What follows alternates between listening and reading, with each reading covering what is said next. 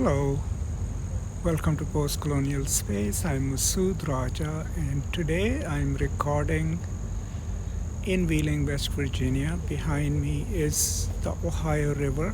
You can see the bridge over there, and further back is the Wheeling Island. So that's the setting of today's talk, and I will be talking about two concepts discussed by Giorgio Agamben in most of his work, but especially in Homo Sacer. And these are the concepts of Bios and Zoe. And then I'll kind of connect these concepts to contemporary politics and ways of viewing each other as human beings. So, Zoe and Bios.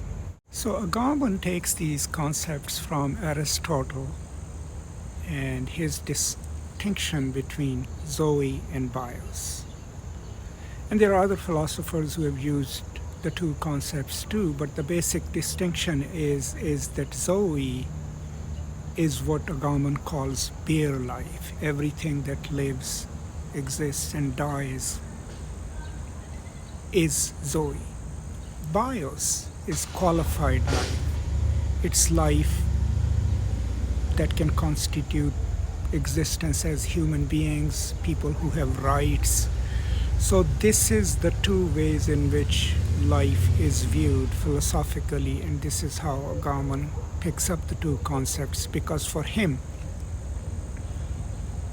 and this is me kind of paraphrasing a very complex work, in any given society or power dynamics, there is bare life, which is just essential life, and there are those who qualify as bios. These are the people who have public lives, they have rights, right? And they are viewed as fully realized human beings. Now, there is another work by Roberto Esposito called Bios, which builds on Agamben's concept of Zoe and Bios, which I highly recommend you to read. But how does this knowing help us? This theoretical vocabulary, how does this enable us to look at the world? So in any given situation, in a power dynamic, people who are treated as bare life, who can be dispensed with, and in certain cases obliterated, are treated as bios, as bare life. And people who are the right holders, who hold power and also hold the rights, are considered bios. The ones without rights, of course, are Zoe, right? A clear example of it, and I cited it in one of my essays, let's say on Taliban and their treatment of women. Even though within the Quranic explanation of rights, women are qualified life, they have rights, they have privileges.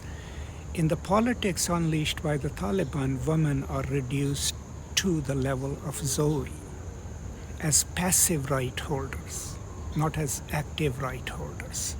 So another distinction in any given society or polity that you can make and look at is who is considered the active holder of rights. These are the people who are agents, who get to do things.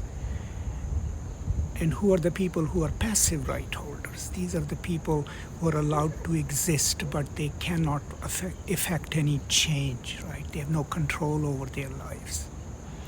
So understanding these two concepts enables us to see beyond, the Marxian distinction of class or race or ethnicity just by the constituted aspect of our identities as Zoe or Bios, and then rights associated with it. It gives us another subtle way of looking at these distinctions and looking at these things. And I won't go into the details of Homo Sacer itself and what is killable and what is not, but in order for any powerful group to declare a group worthy of deletion or killing, like the Holocaust, they must first strip those people of bios and reduce them to the level of Zoe, And only then can they treat them as less than human. So there is this distinction to be kept in mind. Anytime someone dehumanizes a group or demonizes them, they have to reduce them from the level of bios to the level of Zoe. So, I mean, like Bush saying these people are animals, right? The moment he declares a certain constituency as animals, then they can be treated like animals, right? Similarly, if any constituency is considered less than human, then they can be treated as less than human. That's what is at stake in these philosophical ways of looking at the world and people and their lives, but then there are political ramifications of that. Look at your own politics, wherever you live. You live in India, you live in Pakistan, you live in Europe, right? If there are certain people who are declared less human than others, immigrants, for example, in India, if you're watching the right-wing political discourse, any non-Hindus, in Pakistan, similarly, any non-Muslims declared by the conservative right or certain political groups by dominant political groups as less than human, they are employing the same strategies of stripping someone of their full humanity, because once they do that, then they can ostracize them, they can demonize them, and they can literally eliminate them. So anytime now, with this brief explanation, of course, I recommend you to read Agamben, Homo Sacer especially, and Roberto Esposito's Bios for a more complex understanding of the concepts. But if you're looking at the world and you want to look at it beyond class or gender or ethnic identity, you also now have these two concepts in your arsenal of trying to judge who is the active right holder and part of bios with a public identity and public privileges, and who is being reduced to the level of Zoe with no rights as passive existing beings in any given political or social system.